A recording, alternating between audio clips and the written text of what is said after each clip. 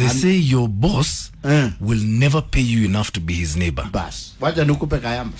Your boss will never pay you enough to be his neighbor. Never. Wewe ambia Mungu akupatia idea. Pesa iko kwa idea. Okay? Okay. Hizi za makaratasi is the byproduct ya the idea. Na waza kufikiria like a rich man and never go kwa negotiation table like when you're hungry. Wewe unataka usaidike tu kule nikisaidia watoto wangu tukikula tukilala. Hapana. Need to start thinking like a boss. Hata kama una pesa na uambie Mungu akupatia idea moja, utafind a solution to the world.